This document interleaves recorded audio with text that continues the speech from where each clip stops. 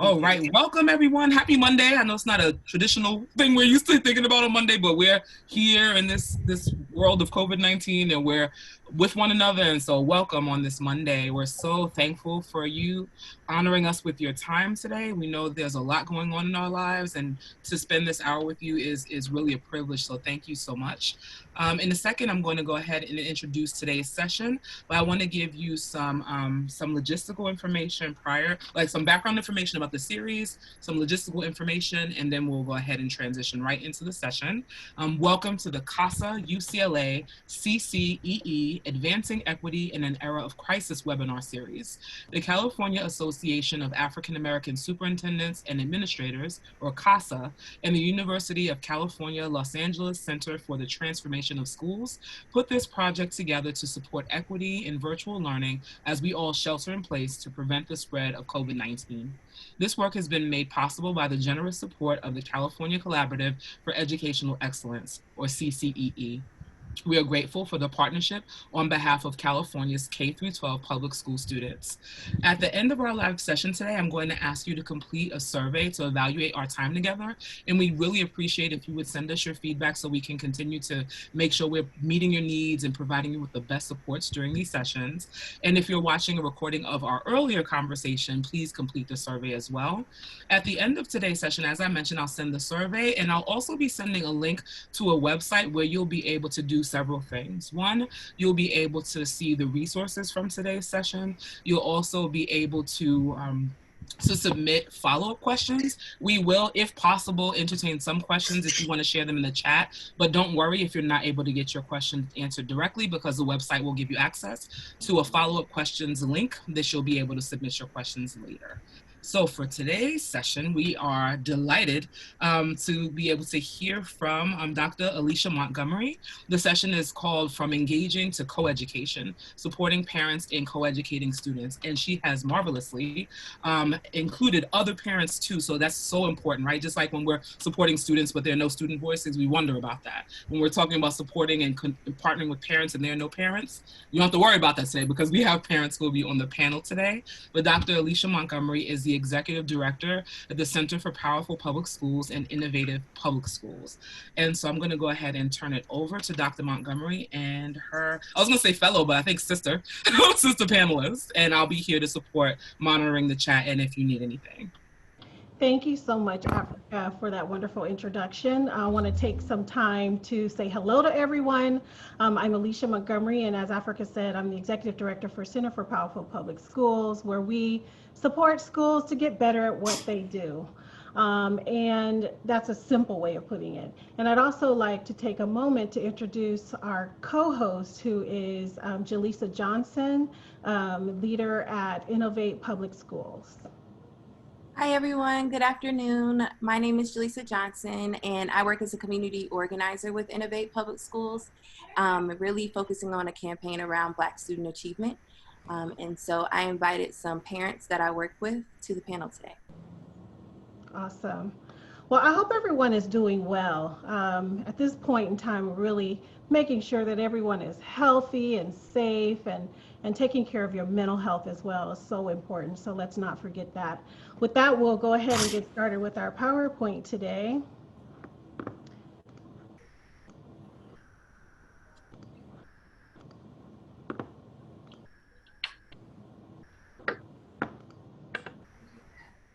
So our agenda is very simple. We want to review the changes that have occurred to us all in our work due to COVID-19. We're going to review some data from a recent poll that Ed.D West put out on distance learning, and hear from Innovate Public School parent leaders around their experience since distance learning was implemented, review recommendations for engaging partners, and learn of some resources that we can provide you from the center and also from Innovate Public Schools. And there'll be a little period for questions and answers. COVID-19 came across, and right away we were given some stay-at-home orders. This resulted in, job loss, loss of loved ones. I know many people who have lost loved ones.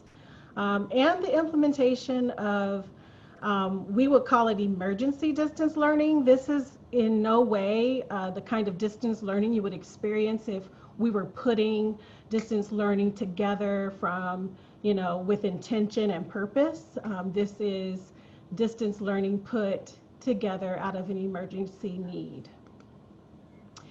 Through that, there has been some teacher professional development given. Districts are trying to provide their teachers with some professional development to help them understand the use of technology, how to put together engaging lessons. There's technology support provided to teachers, and in some districts to parents. And there's a lot of parent learning involved, and some districts have been really good about ensuring parents are increasing their knowledge around technology and how to do help support the distance learning that's occurring. And then teachers are having to think differently about how to implement their lessons and how to implement, these lessons using Zoom or Google Classroom, Schoology, or all of the above. And districts have come up with ways to distribute technology. Many districts have gone to one-to-one, trying to get technology out to all of their students. Some have only done it for high school. There's just a varying degree of the access to technology across the state. And all of this has had a real impact on family schedules and how people culturally deal with being at home together, how they deal with crises. These are all part of what's happening under the distance learning umbrella. So much so that Trust West put out a poll. 4 out of 5 parents are concerned that they don't have the resources or supplies to help their kids academically. And 1 in 4 Latinx and African American parents report they receive little to no information about the academic or other resources from their schools. And I wonder what that data looks like today. This was the beginning of April. So we're not sure what that data looks like today. For parents who did receive academic resources, students in low-income households were less likely to receive science instructional materials. African American parents are less likely to have been contacted by their child's teacher, 33% compared to 41% of all the rest. A quarter of non-English home speakers say their child's school has not given them prepared materials in other languages. So if you're a parent who only speaks Spanish and you're only getting the learning materials in English, this makes it prohibitively difficult for you to support your child. And only 31% of all parents report that their school is providing instructional materials for English learners at all. Trust West poll results also told us about the digital divide. 38% of low-income families and 29% of families of colors are concerned about the access to distance learning because they don't have reliable internet at home. I saw a post, and I know it was well-meaning, but there's a district who's going to offer Wi-Fi in the parking lot, but I was like, as if having your kids at home and trying to corral them to learn at home wasn't enough. Now we want to learn from our car. Anyway, 50% of low-income and 42% of families of color lack sufficient devices at home to access distance learning. This is a gap that's widening all of our gaps. This particular issue is going to widen all equity gaps. Well-being, 89% are concerned that their children will fall behind academically, and 80% report a higher than usual level of stress due to school closures. This is the social emotional piece I was talking about. I mean, everyone's getting to be done with it. At first, we were all like, put the S on my chest, we can do this. We were like, yes, let's do it. And, really, it is taking a toll. It is taking an emotional toll on everyone. 84% of parents of low-income households are concerned about being able to provide financially for their families. I'm sorry, when I have to worry about whether I'm putting food on my table, paying the bills, paying rent, helping my child with learning becomes not that priority. And so how are we dealing with that, and how has that translated to our families being able to support their students? And so we've invited some parents to kind of share their part of that. And before we do that, I want to show you a little video featuring some of our parents here today. So let me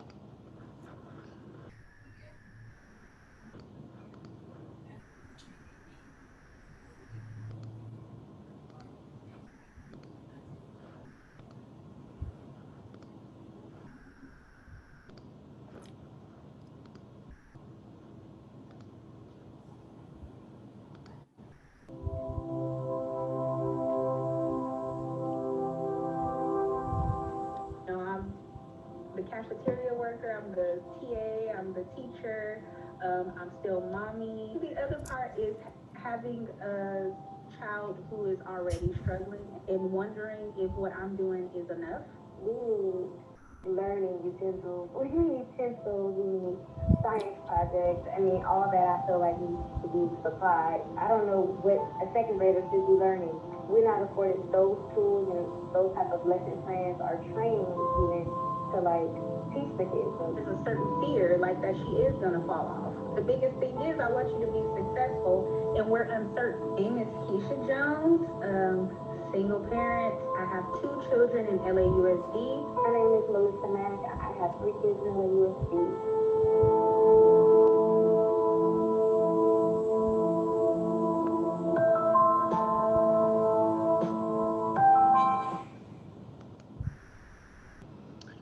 So just a little intro into our panel, and we have put together some questions. I'm going to turn it over to Jaleesa. Yes, thank you, Alicia.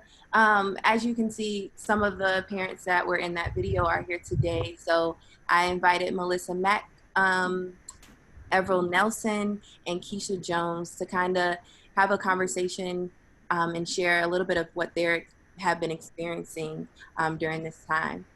So I will just ask these questions and allow for the panelists to respond. The first question is, how has the COVID-19 pandemic impacted your life and your child's life?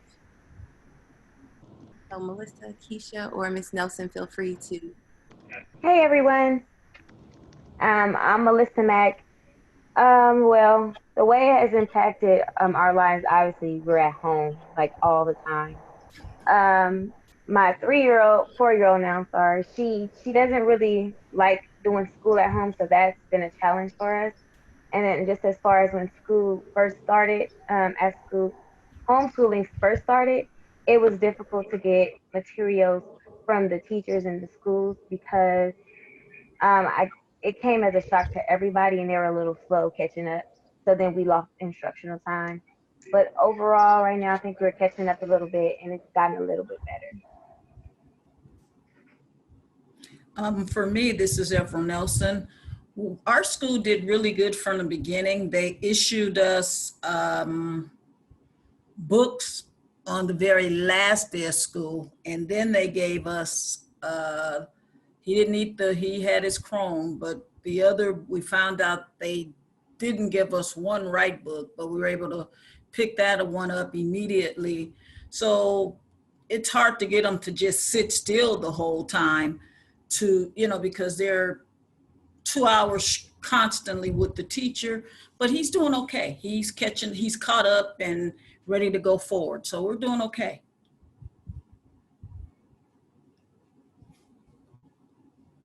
Would you like to respond to this first question? How has the COVID-19 pandemic impacted you or your child's life? Well, first of all, us being in a space together, you guys will probably hear a little bit in the background, but this is my life right now when the kids are over it. I'm just trying to keep my head on straight, trying to work at the same time. So, I mean, it was going okay in the beginning, but my 4-year-old is over it. She actually cried last night and said she doesn't want to be here with me and her sister. She wants to go back to school with her friends. She refuses to, at this point, she refuses to do the activities that her teacher sends out. She sends out activity Sunday night for the week. She refuses to do it. I fight with her to get her ABC mouse done.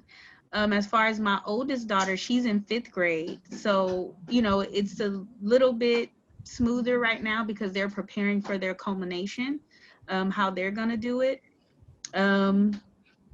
So far, she's doing better. She does miss her friends as well. She expresses that. And being home with her sister, we're bumping heads daily. Thank you, Keisha. The next question, I think, Ms. Nelson, you started to answer some things from this question, but it is, what has been successful in your experience with educating your child through distance learning? Melissa, whoever. I would think that I'm not sure how to measure that, but I feel like I've been doing really good for the 4-year-old. I kind of put a lesson plan together because her teacher is not familiar with distance learning at all, and she's kind of just learning as well.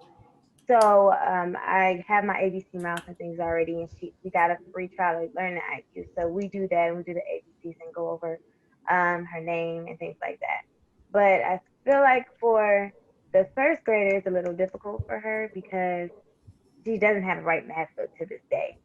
So just getting, I mean, I mean, logging onto all the different websites, we got pretty much got hold on to that, and we've been doing that. So that's been good, and Benchmark has been really a really good tool in helping her to learn to read. So those are some successes.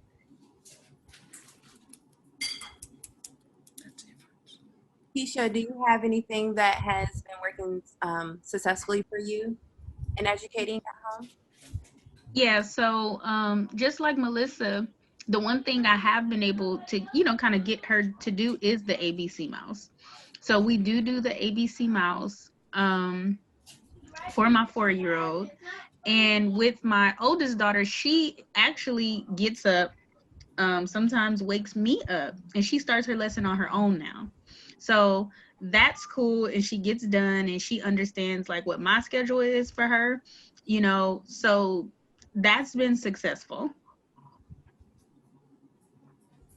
Thank you. I know educators on the line probably got excited to hear that she's working independently. That sounds really good. I'm going to move. Ms. Nelson, would you like to add anything to this question? No, nope, I'm fine with it. Okay. I'll move to the last one. What concerns do you have regarding educating your child through distance learning? So what concerns do you all have in this moment of navigating this? Just being on grade level when they go back. I'm not too much concerned about the 4-year-old because she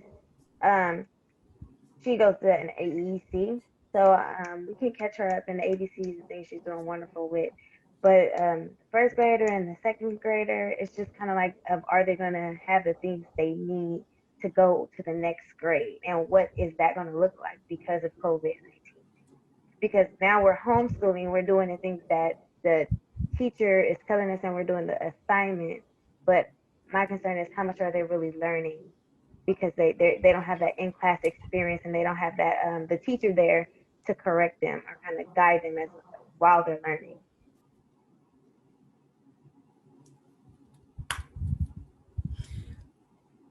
My concern about the regard to the education through the distance learning is, I agree. What is it going to look like for the children when they return, or and how are they going to keep the distance learning going when the school year resumes?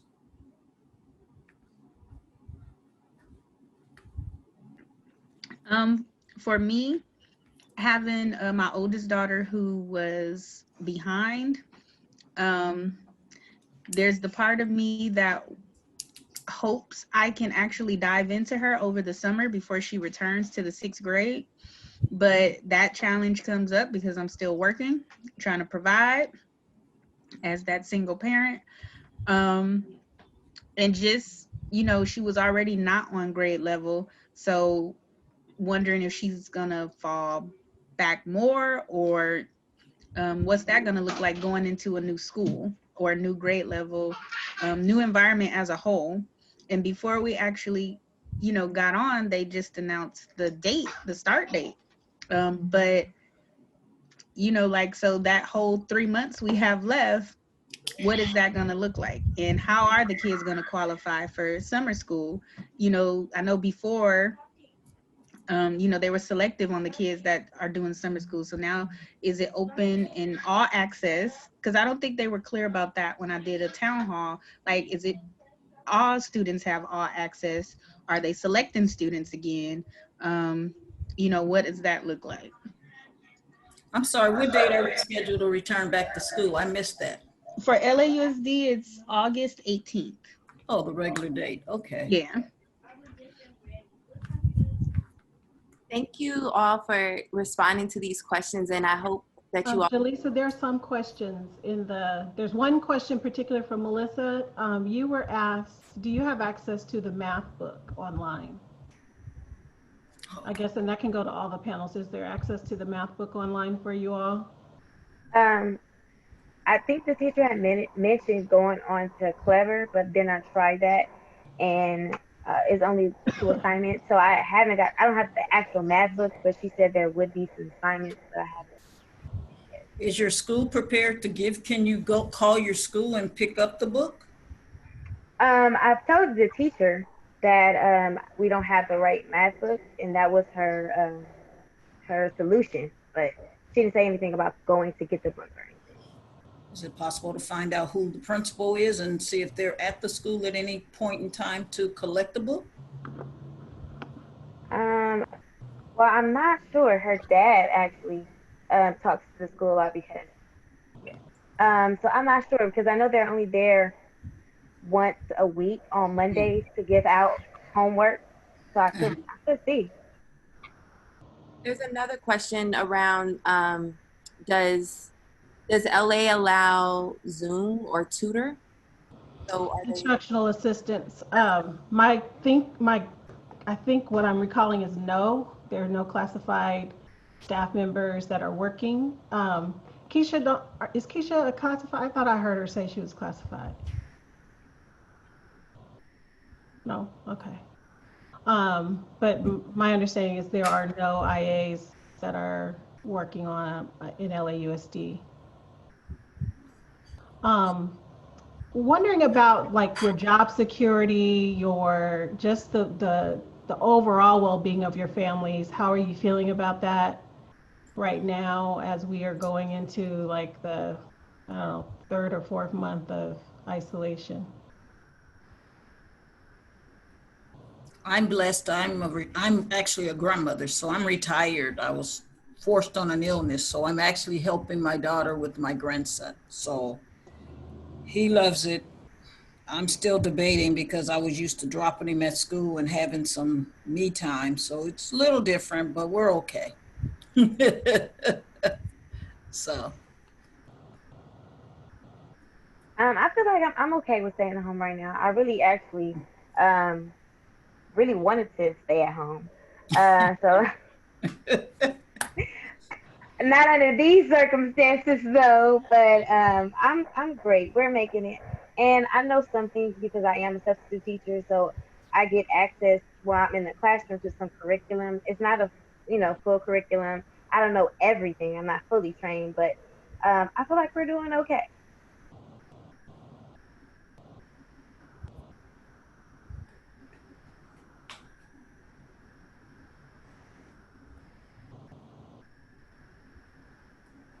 Is Keisha online? I didn't hear the last question. Huh? What, The last question was, are you concerned at all about the well-being of your family, your job security, or anything around just general family well-being? Absolutely. Absolutely. That's been a part of the balancing act as well. Right now I'm fortunate I split my days up. So I try to start as early as possible for work. And then I try to do at least a 4-hour break in between to spend time with the kids. But, then I'm like trying to, again, balance it out. Like, okay, do I just go hard and then do time with the kids, or do I continue to break it up? Do I take off for a little bit? Just kind of what can I do to actually be more present for them? Because that's another struggle I'm having, trying to be present education wise and still trying to get my regular mommy time in. I think we're all struggling with that, trying to draw a line between our personal life and work life, all in the same space. Any other questions from the attendees? I do want to highlight that someone is suggesting, Melissa, to the Khan Academy, to use Khan Academy for the math instruction, as well as if you drop your child's grade level in the chat box, they would like to recommend some topics to focus on. And maybe, Melissa, if you could also drop the link to the mouse ABCs, is that what it was? ABC Mouse. ABC Mouse, yes. ABC Mouse. And they're giving out 30 days free for anybody who wants to use it. And also reading IQ. Awesome. There's also one last question before we transition that just came in. I think it's a great question. If distance learning continues in the fall, what would you like to have from the school to support you that you do not have presently? Materials for science project. Oh, go ahead, Keisha. Well, I actually got a workbook in the mail that wasn't for us. It was for some other kid in the neighborhood, apparently.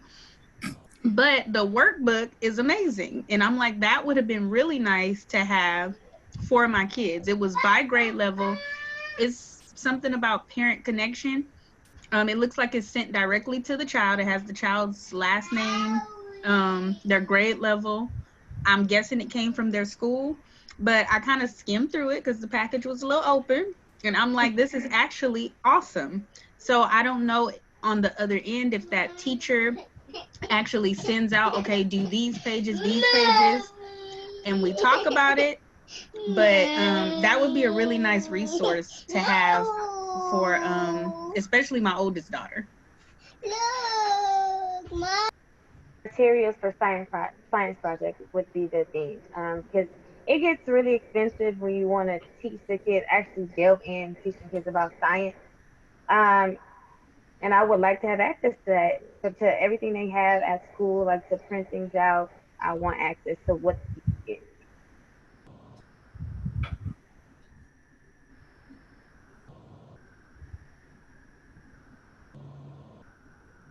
I dropped a link in the chat box to the document that Keisha accidentally received in the mail.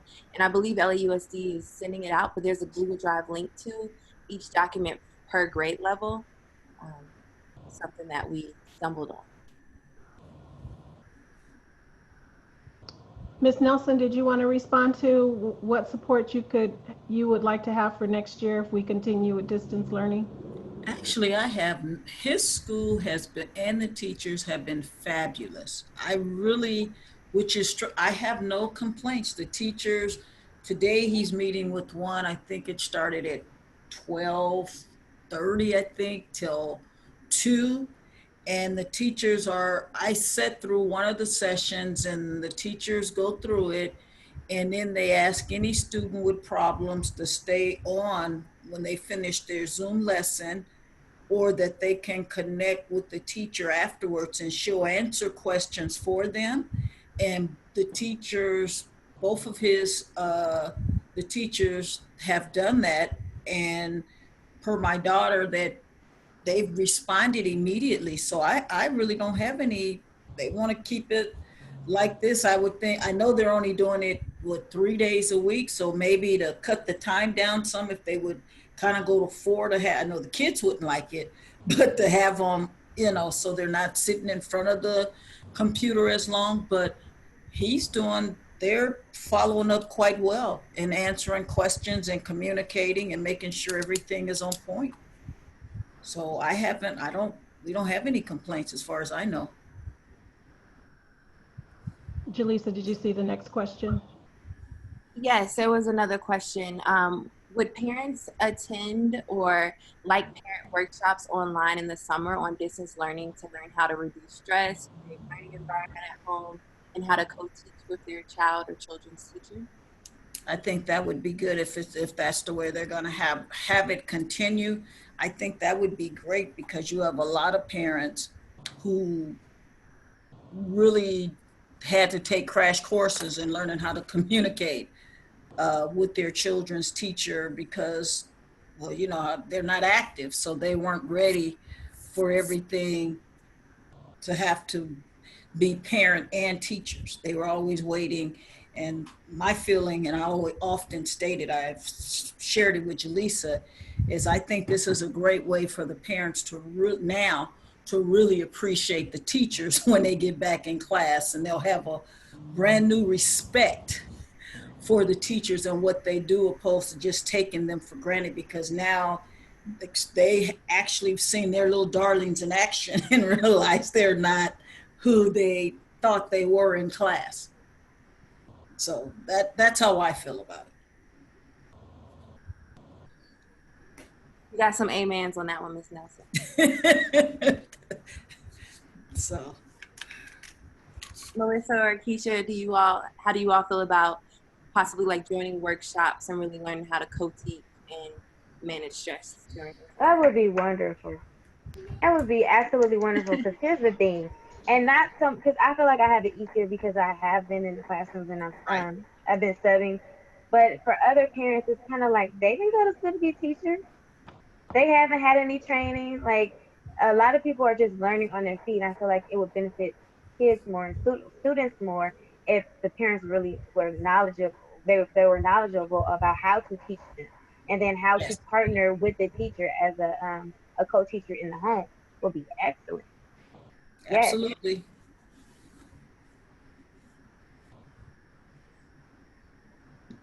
Oh, I was saying that I would be open to it as well. I think it's a great idea.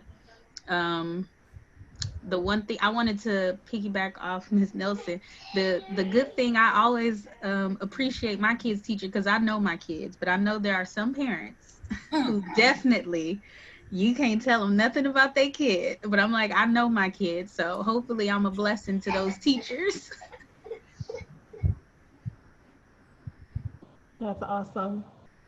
Um, if you could sit down with your child's administrative team or their superintendent, what would be the number one piece of advice you would give them moving forward?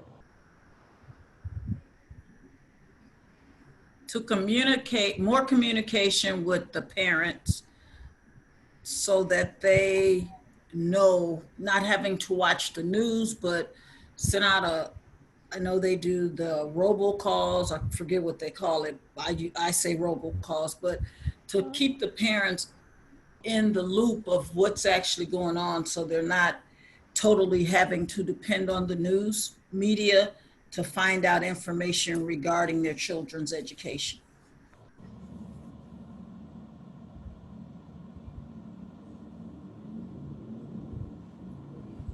I would say be patient um, with the parents. I mean, and because this is new for everybody, but especially the parent, it's new for them. Again, they didn't go to school to be teachers. So I would feel like take a teaching approach to the parent and able to create a better partnership.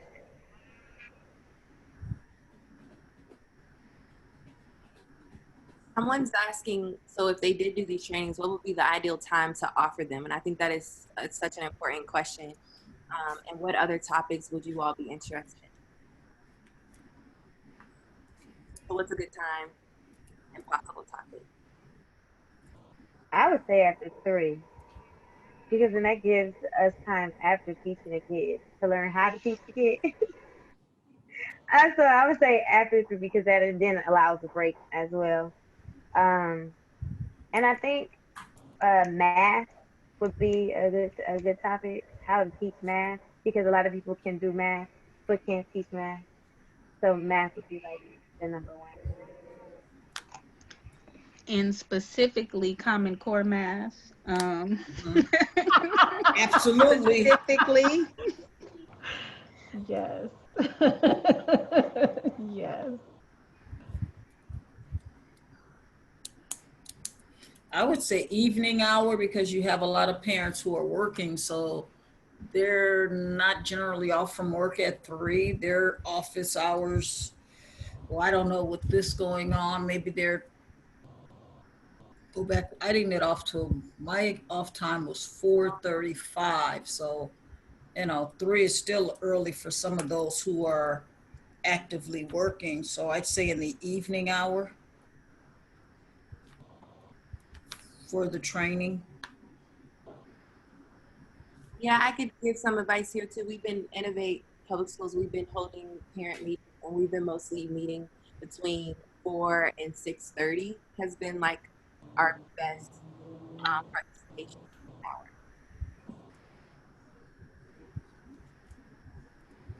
You see the question from the kindergarten teacher, Jaleesa? Yes. So a kindergarten teacher has been having some issues and experiencing parental oversight while students are on their diverse devices. So they are trying to, well, they attempted to address the issue on Class Dojo, and their students were not allowed to take their iPads from the classroom. So the district, of course, loaned them some. And so parents didn't sign an agreement, but parents have told me their child is making purchases and sending unwanted messages. I asked parents to monitor my students and give students/parents a break from tech time every 30 minutes. Do you think this is appropriate? What would you do for kindergartners or even the upper grade level?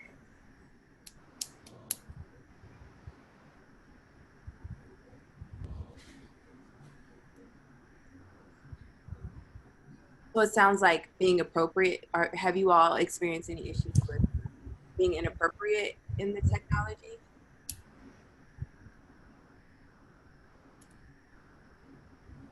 Is there any parental locks that you can put on an iPad that it will just eliminate that as a problem? Yes, So we Absolutely. should do that. there are. You just have to be trained to know how to engage Maybe them. we should do that too, an iPad training for the parents. So definitely technology. Yeah. Miss Nelson, you have something to add? No, I haven't seen any inappropriate. I've heard of some stuff going around, especially with that TikTok thing. But me personally, no, no. He's a boy, so he's trying to get his assignments done to play Fortnite. So he's not spending all the time on the iPad. So we had to give time for Fortnite because of him and his buddies finish and they're ready to go into Fortnite. So that's the only thing keeping them, I think, keeping their work up because they all want to play Fortnite. So that's it. Yeah. Miss Jones, do you have something to add? For me, with my oldest daughter, I've been trying to I switched the environment up a little bit to where we're actually working at the same time, so I can be an ear. So and I've heard on hers other parents also in the background, like kind of monitoring their children. So haven't seen anything different on our end.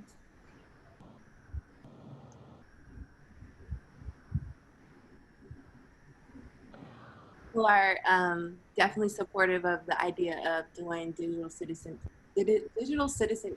training for parents. So that's exciting.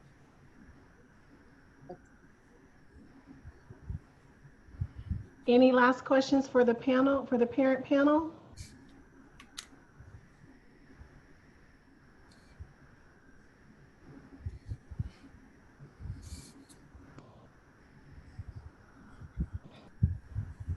Let's start with some recommendations.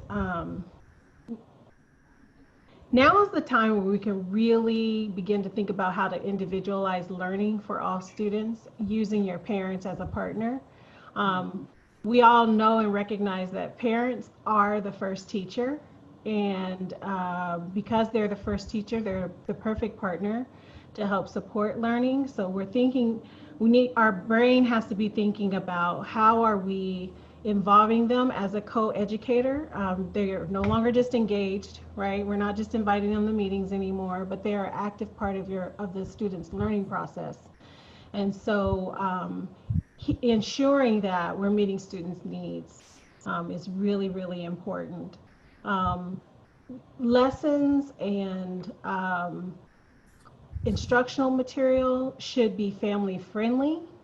So thinking about how can you engage a family in a lesson so that they're doing a couple things. They're not just learning, but they're also doing things together as a family. But there's a balance between doing things as a family as well as having students be able to do things on their own so that parents can have work time as well. the idea that Ms. Jones talked about in terms of having and giving parents ideas to learn how to multitask, changing their family schedules to kind of help with moving those along is really, really important.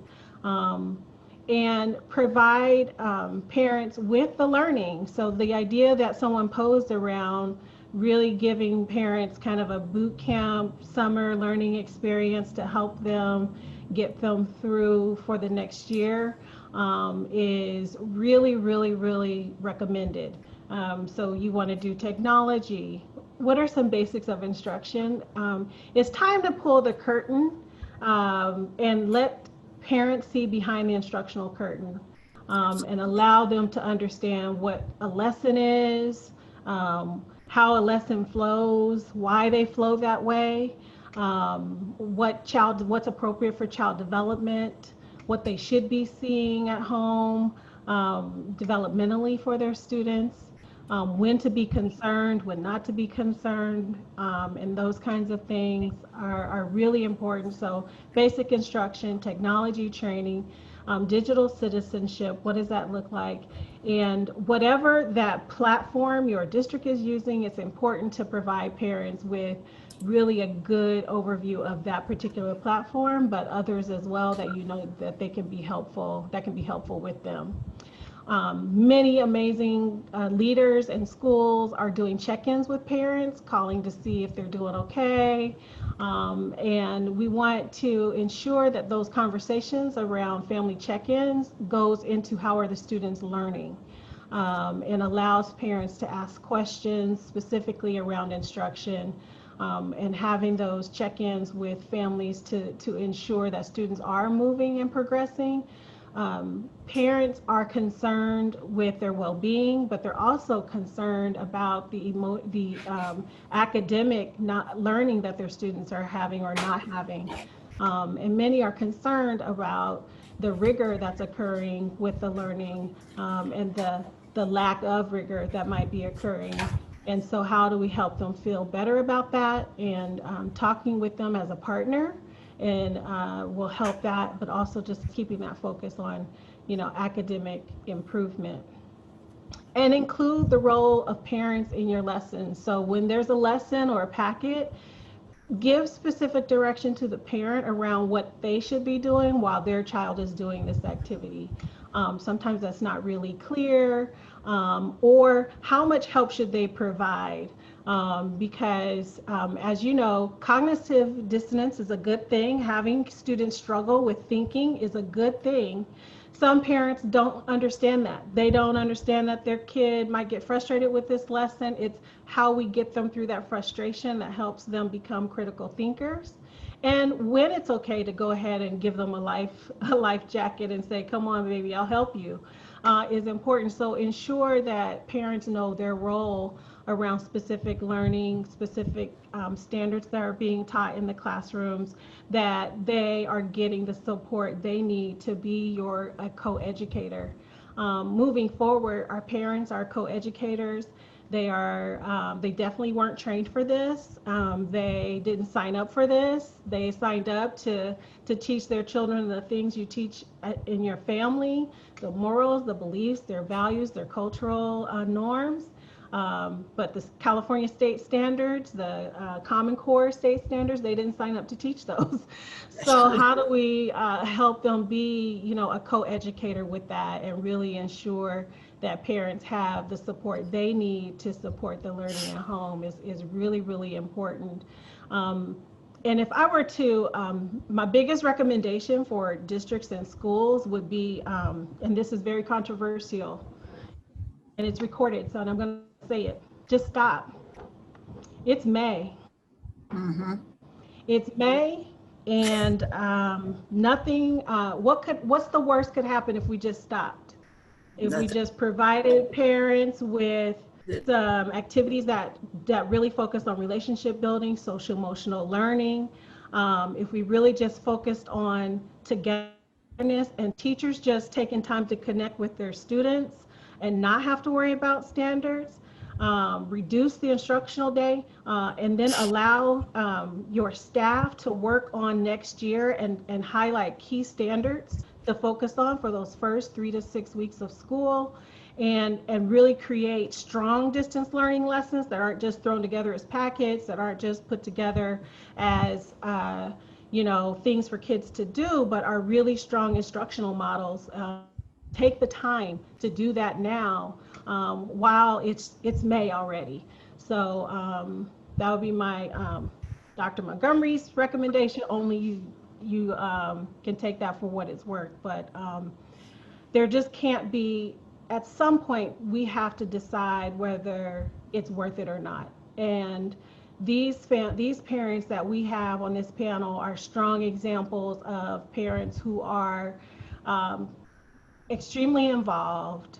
They are connected to their schools, and they have a real handle on kind of what's happening at their school and with their students. There are families on the other opposite end of that. And as we go through this, the gap, all of the gaps, I'm talking social emotional gaps, behavioral gaps, academic gaps, um, social economic gaps, job gaps, all of the gaps are growing right now, all across the nation. And so we're only adding to that gap as we continue to force everyone to try to put on a happy face and trudge through all of this.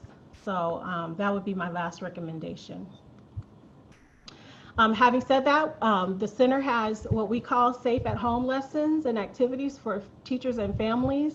You can access those through all of our social media, and whether you're looking on Facebook, on Twitter, or on Instagram, we are at powerfuled.org. There you'll find videos of stories being read. You'll find grade level lessons that are family friendly, and there's some team building activities specifically tailored for families to do in the evening, because family time is a struggle, because we're together all the time. So we need some new tools in our toolbox to kind of shake up family time. And so we provided you with some of those tools through our social media. And our director of education just posted our website in the chat box as well. Pillow fights, yes. Yes, yes, yes. Jaleesa, do you want to talk about some of the resources from Innovate Public Schools? Yes, so Innovate, and actually Melissa, Keisha, and Ms. Nelson are all leaders with Innovate Public Schools, and they have been hosting virtual town halls and really been gathering parents, specifically for us, Black parents, together and having conversations around what they're experiencing.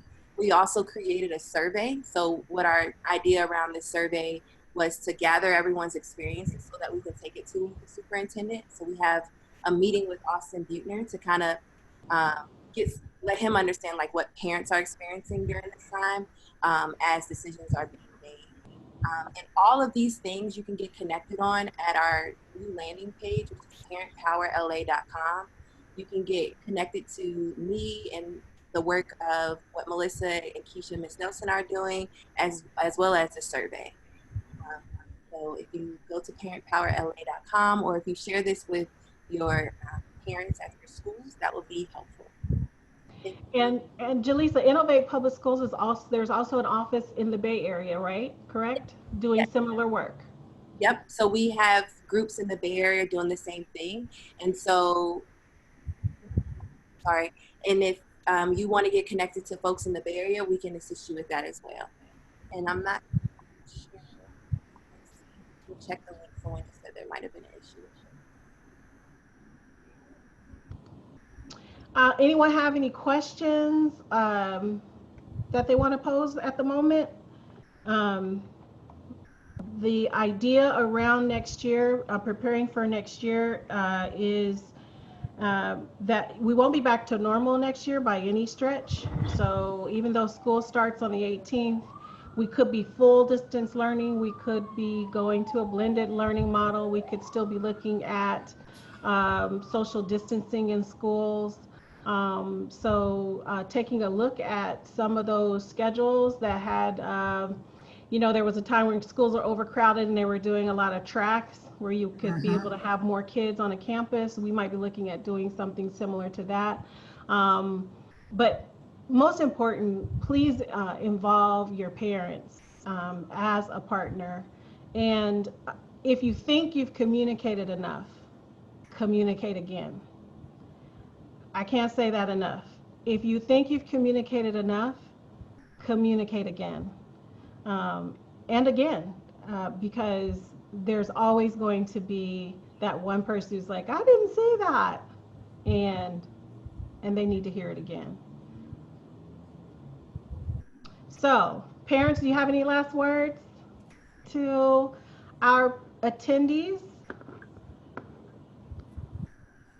I'll pop in for a quick second. I see several requests coming through in the chat about getting resources after, but I'll talk about that at the very end. So just hang in there for folks who are asking about resources for today's session. Great. I also put the correct URL in the chat box to the Parent Power LA site.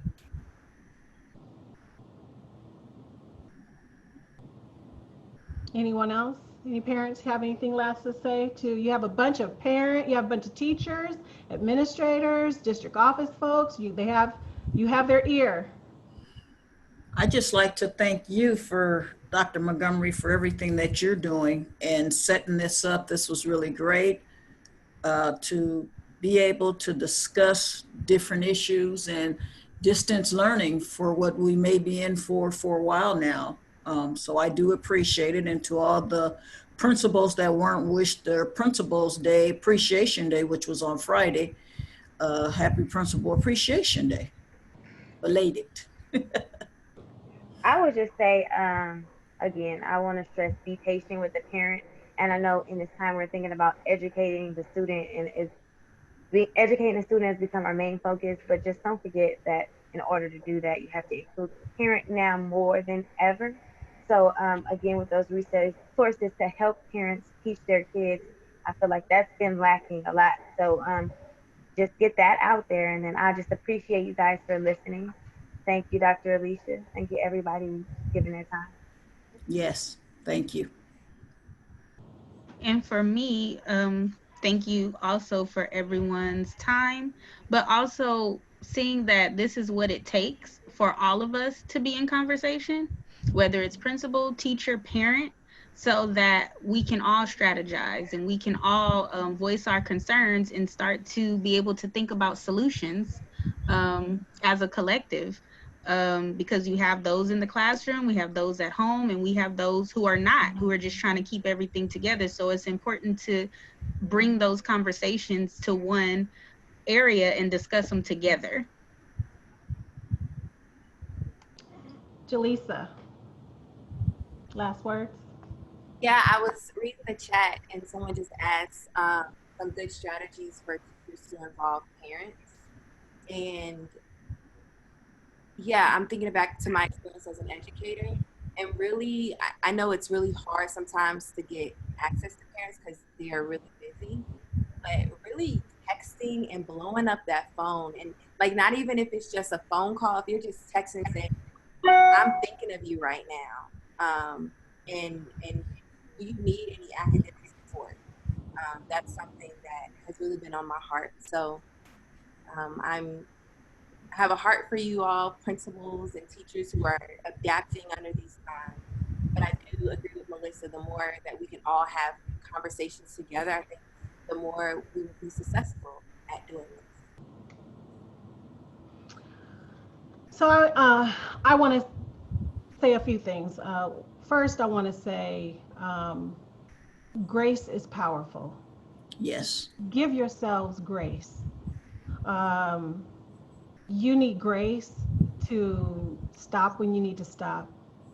You need grace to say enough is enough. You need grace to do your best when you know your best isn't good enough. You need grace to allow your children to stop when they need to stop. Keisha, your 4-year-old said enough is enough. She needs grace to be able to stop for a while. Just leave her alone. She needs that grace. We all need grace right now, and I think it's important for us to remember that. Don't be so hard on yourselves. This is not optimal learning conditions. This is not distance learning. This is emergency distance learning. There is a difference. And we Yes. all need to make sure that we give ourselves the grace to understand that there is a difference. As you move forward with each other, have the conversations. The parents want their students to succeed. The teachers want their students to succeed. Everyone has the same goal, as always. And so, how can we meet together to make sure that we're all moving forward in the right direction? Principals, in particular, my heart goes out to you because I know that what keeps you up at night are the 10% or the 30% of students who you haven't reached and you have no idea where they are. And I know the same is true for teachers. That's what's keeping you up at night. Heck, it's keeping me up at night, and I'm not even at a school site. So I know how difficult it is for you. As we just left Administrator Week, we celebrate administrators. We're moving into Teacher Week. I Yes. encourage everyone to lift up a teacher, send them a personal note, tell them how much you care and how much you appreciate them. And we have a whole new group of teachers added to Teacher Week, which are our parents. So we want to make sure we celebrate our parents as teachers in the next week as well. I wish you all nothing but the best as we move forward in these difficult times, and know that we are here for you. Our contact information will be in this PowerPoint. Please feel free to call us or email us any questions you have. If you want to discuss more or partner, I have that radical idea, and if those of you in the district want to talk to me more about what that might look like, give me a call. I'm excited to talk to you about that. And remember that out of chaos, we can have great innovation, and let's focus on how we can innovate for our students, and let's not ever have education look the same way again. Never. Thank you so much for joining us today. We really appreciate you. Africa? Yeah, thank you so much, Shelby. This has been amazing. I'll just say, just if this is me being selfish for a second, but I'm outside of Boston, and my husband and I have a son who's a junior in high school and a daughter who's a senior in high school. And it's just, this has given me so much life just hearing from everybody on the panel this morning. This afternoon. So thank you so much. I'm going to drop the survey for today's session in the chat right now. So you should have that in the chat for you. If you can click into that or copy and paste that into a browser to give us some quick feedback. And then I'm also going to put the link to the website. So that should be in the chat for you right now. On the website, as I mentioned earlier, you'll be able to access the resources from today's session. You'll be able to ask follow-up questions if you didn't have your questions answered today. And then you'll also be able to access the survey there as well. All of you who've registered, you should have received an email about today's session. So if you're not able to copy and paste this website into your browser, it should be in that email as well. And I hope everyone has a wonderful rest of the day, and everybody hang in there, right? We supporting each other to do the best on behalf of our kids.